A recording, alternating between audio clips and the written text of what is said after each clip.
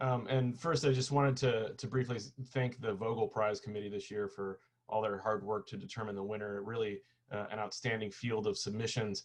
And I hope all of you who maybe are kind of thinking about being an author here, obviously for academics like me, this is part of what we have to do on a regular basis. So probably don't need a whole lot of encouragement. But for those of you who might be kind of on the fence about authorship, this year's winner is a good example of being able to convert knowledge being generated into something that can be shared in the journal. And so in that sense, sort of encourage, second Stephen's points about sharing that knowledge. And with no further ado, I do want to point to one of the things that makes the Vogel Prize so awesome. That would be this plaque, if you see it. So every year, the SIA highlights outstanding scholarship in the field of industrial archaeology with the Vogel Prize. It's named in honor of SIA co-founder and distinguished member Robert M. Vogel, longtime curator at the Museum of History and Technology and then the National Museum of American History with the Smithsonian. And this award recognizes the author of the best article to appear within the last 3 years in the Society's peer-reviewed journal, IA, the Journal of the Society for Industrial Archaeology. The Vogel Prize consists of a cash award and a unique, genuine wooden foundry pattern mounted on a plaque engraved with the recipient's name, which is easily one of the most distinctive trophies in the scholarly world, and you can see that right here. Now that this trophy itself evokes American iron is especially appropriate for this year's winner. After evaluating the articles for a clear thesis and narrative, including high-quality illustrations and analysis of material culture, the committee is pleased to have selected the Archaeology of Failure, an example from the Juniata Iron District of Pennsylvania, which appeared in IA Volume 41, Numbers 1 and 2 by Scott D. Heberling as the 2020 Vogel Prize winner. Heberling's article studies the Rock Hill Furnace and Winchester Furnace, both created in the early 1830s. They were located in the Black Log Narrows near Orsonia, Pennsylvania, and the famed Juniata Iron District. These furnaces were not the successful firms that are normally studied by industrial archaeologists. Instead, they were only, quote, moderately successful, unquote, and even worse, chronically troubled, respectively, according to the author. Heberling uses archival records and extensive material remains to document and explain the struggle of these two furnaces to be viable iron producers. Offering the industrial archaeologists a rare natural experiment, these two facilities had similar technical inputs of ore, charcoal, and flux, and faced nearly identical market challenges such as transportation. In later years, the two furnaces even had the same ownership. Yet the Rock Hill scratched out a lean success for decades, and while the Winchester failed numerous times before an early and permanent abandonment. Heberling deftly reads the evidence for clues about the most likely sources of the Winchester's failure, a waterlogged site and limited power chief among them.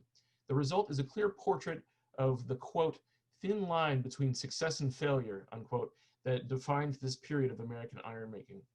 The article is well written, and the narrative is clear, readable, and engaging, incorporating evidence deftly. Heberling is owner and principal investigator at Heberling Associates, Inc., a small CRM firm, and the research for this article was originally conducted for the Pennsylvania Department of Transportation. Its reworking into the scholarly form is a model of how sponsored archaeological research can engage with and contribute to ongoing scholarly conversations of prime interest to industrial archaeologists and historians of technology, advancing knowledge in the field. So thank you very much to the committee, and congratulations to Scott Heberling for winning the Vogel Prize in 2020. Thank you. Thanks a lot, Eric, for your remarks and introduction. I'm honored to accept the 2020 Vogel Prize. It's really humbling to see my name added to the list of past winners whose work has inspired me so much over the years. I was pleased just to have my article published in IA, but to win the Vogel Prize was shocking and very gratifying at the same time. The article is an important one to me because I've studied and thought about these iron furnace sites for a very long time. We first rediscovered the sites during preliminary work in the early 1990s. Then 5 years later, we returned to do a full data recovery investigation. The report was completed in 2003, but I never really stopped thinking about the sites or the issues raised by the study. A conference symposium in 2015 led to a double issue of IA, which focused on industrial archaeology in Pennsylvania. This provided a perfect opportunity to reconsider the results of our work in the Black Log Narrows and present them to a broader audience. The award itself has significant personal meaning for me. As Eric said, the foundry patterns used for the Vogel Prize plaques come from Cambria Steel in Johnstown. I've been working on projects in Johnstown for over 2 decades now, so I feel that I have a strong personal connection to the place. It was an amazing company and still is an amazing city. Having a plaque featuring a Cambria Steel foundry pattern is really special. I would like to thank a number of people for their contributions. Fred Quiffick is a great editor who offered expert advice during the process of getting this article into print. An anonymous peer reviewer provided great suggestions that improved the article immeasurably. I'm also grateful to the many people who worked on the field project and also the report, and with a special thanks to my friend and colleague, Gary Kopic. Gary organized the conference symposium that ultimately led to the double issue of IA. He worked hard to get us to turn our conference papers into polished journal articles. His gentle reminders about impending deadlines were a crucial kick in the behind at key points.